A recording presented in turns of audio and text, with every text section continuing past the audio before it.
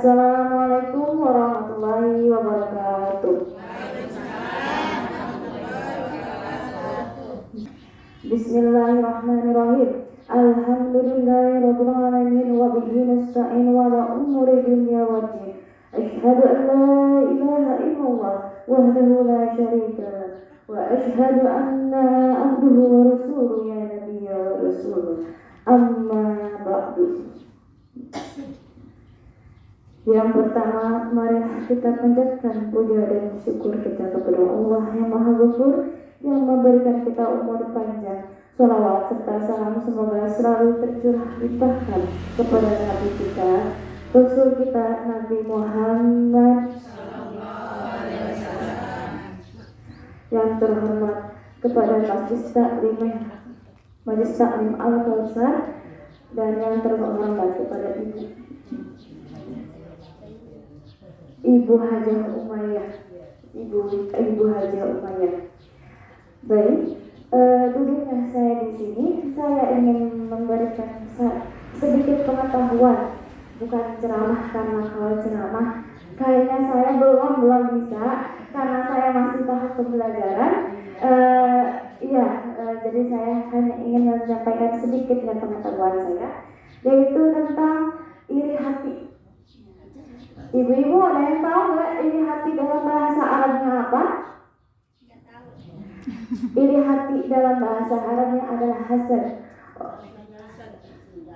Iri hati dalam bahasa Arabnya hasad.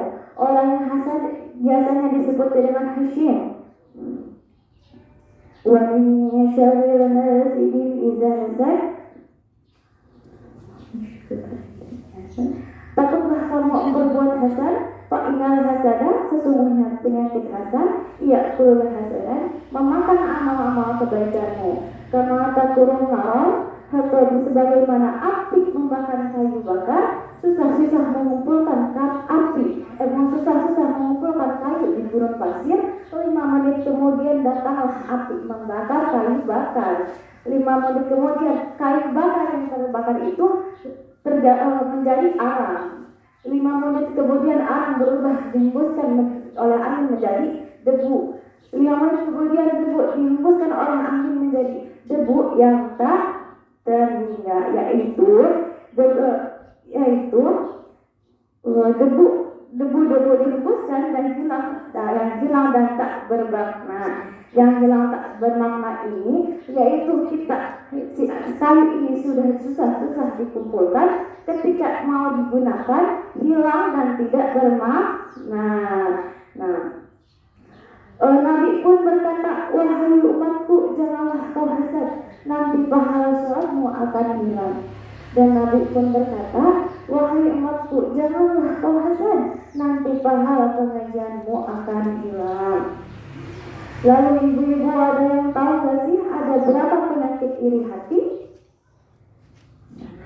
Penyakit iri hati atau penyakit hasad menurut Hasyim Muhammad Asy'ari dalam kitabnya Nahwu Ilmiah Nafsi, dia membagikan penyakit hasad menjadi 9 bagian. Yang pertama ada pamer, yaitu riya.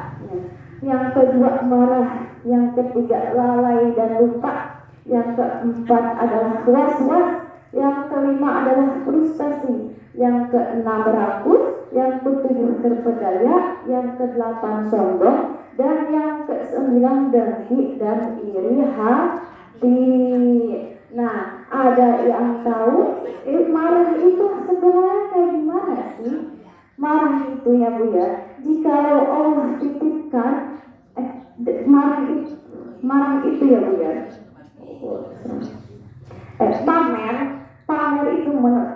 Pamer itu jikalau Allah titipkan harta benda, itu bukan buat untuk dipamerkan.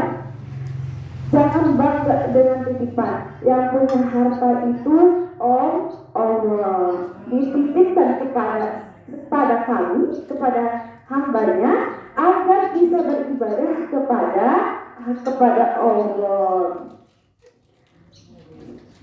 Dan mudah juga bagi Allah mengambilnya atau merebutnya, dipindahkan kepada orang lain.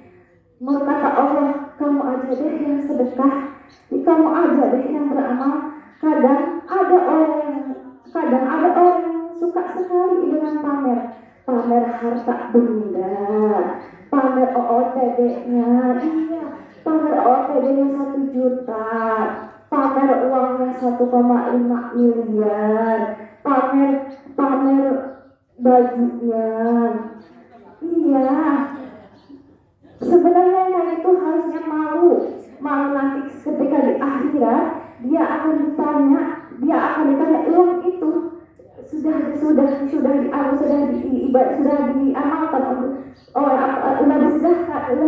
diamalkan sedekahkan oleh apa?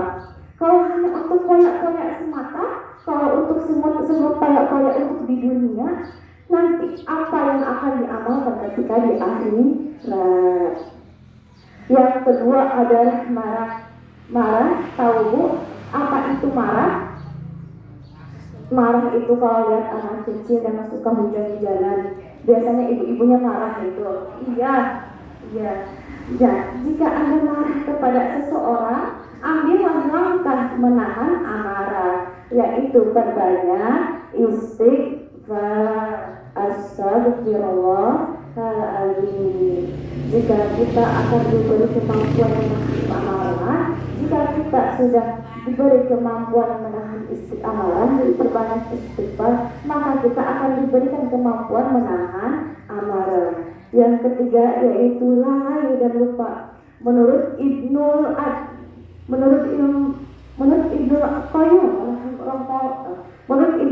rahimahullah, lalai itu meninggalkan sesuatu karena pilihan sendiri, sedangkan lupa itu meninggalkan sesuatu